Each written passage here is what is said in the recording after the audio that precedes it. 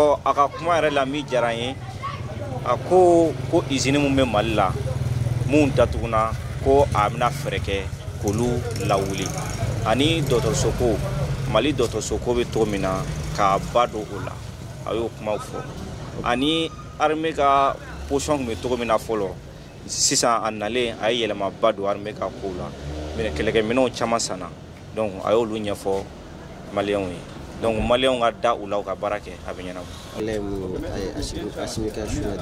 Vraiment ay discours ɲuman ba kɛ ay discours ɲuman ba kɛ tandis que ay amélioration minnu fɔ ya usine ko la fo ka taa se surasiw ka situation ma mais je pense que surasiw ka situation kɔnɔna o dogolen tɛ bɛɛ b'o kalama ya bon jamana yɛrɛ kɔnɔ fɛn fɔlɔ min bɛ ni mɔgɔ bɛ se ka compter a kan o ye sécurité ni sécurité n'ale ɲɛna jamana fɛn bɛɛ ka ɲi mais ni sécurité tiɲɛna jamana fosi tɛ ɲɛ. Président ka bi discours la ne ye min jateminɛ la kosɛbɛ discours in kɔni a taabolo diyara ne ye et puis fana a ye fɛn caman fɔ a kɔnɔna la a ye création des emplois fɔ a bɛna baara minnu créer et puis sɔrɔsiw ka côté a y'o fɔ k'a gɛlɛya en même temps ko ka dɔ fara baarakɛlaw fana sara kan vraiment a y'o min fɔ basigi don a ye kuma fɔ mɔgɔw hakili bɛ se ka sigi kuma min na don n'a nata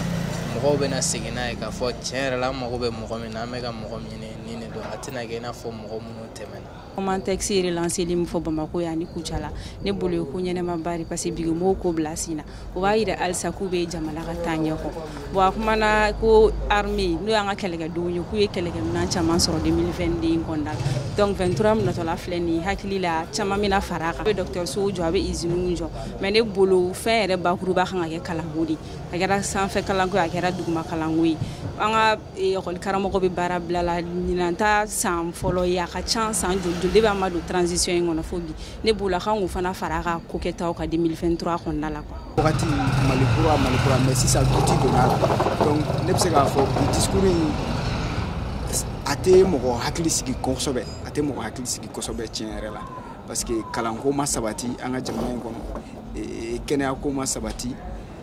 même si a ye kuma caman fɔ ko fɛnw bɛna bila sen kan parce que dɔgɔtɔrɔso ni fɛn olu ye promesse ye politique kumaw don ne b'a k'olu ye et puis maliyɛnw sigilen don fana a ka se k'i da don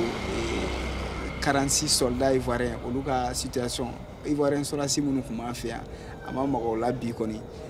maliyɛn caman yɛrɛ discours in su u tun sigilen don n'olu kumaw ye mais magama k'olu fana na